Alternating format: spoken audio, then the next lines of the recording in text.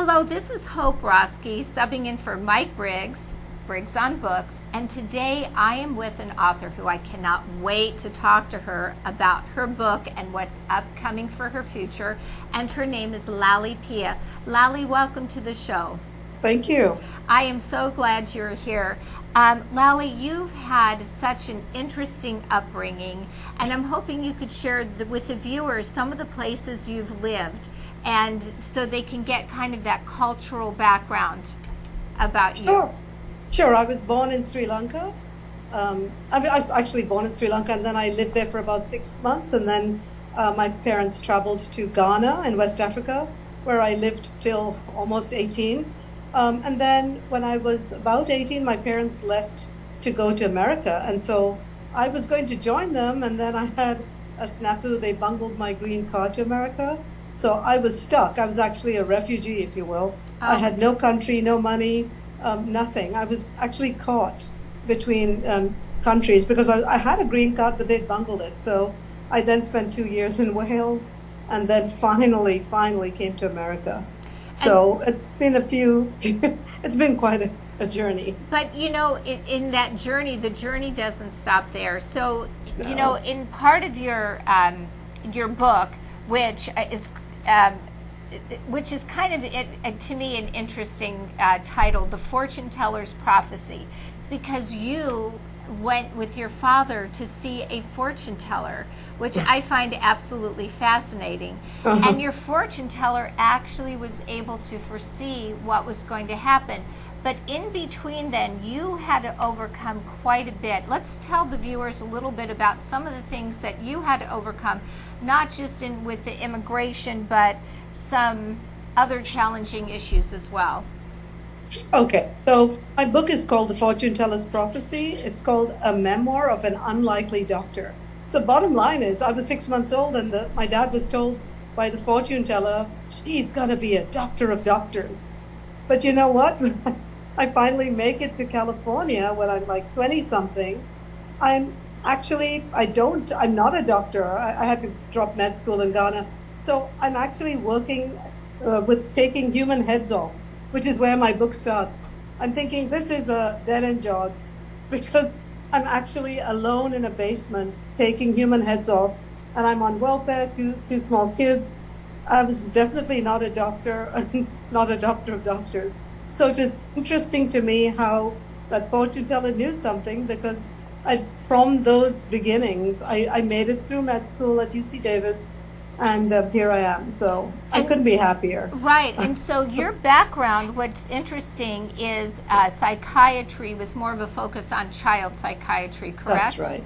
Okay, so and I think that gives the viewers really a broad spectrum of what you're about and who you are as just a person. So let's bring into the writing. So this is your memoirs, just basically leading up to what this fortune teller was able to foresee for you, Right. which is fascinating. What I think is even more exciting is what you have coming up on December 8th. And that is basically, it's called Stories on Stage. It's going to take place December 8th at UC Davis. Can you tell the viewers a little bit about that? Because I'm intrigued.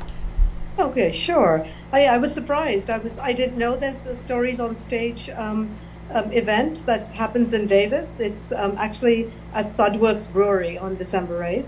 But bottom line is they look through your book and then they identify themes or broad themes that would lend themselves to being produced. So an actor is hired that actually chooses maybe one or two parts of the book, and the audience shows up, and you actually are initially there to present your story, my memoir, but then they actually do the presentation and what they think about it. And the most exciting thing about this for me is that I just got linked with a screenwriter called Tim Roth, and they're going to collaborate. So the screenwriter is going to collaborate with Stories on Stage to see if they can figure out an interesting way to present my memoir.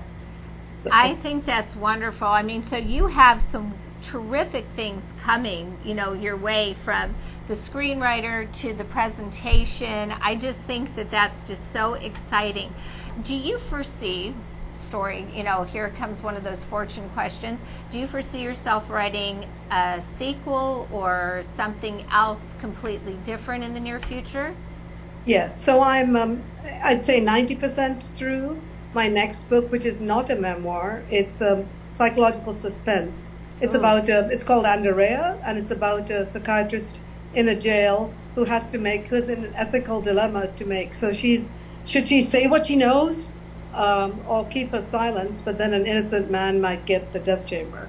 So Oh. I've worked in the jail, and so it's from my expertise.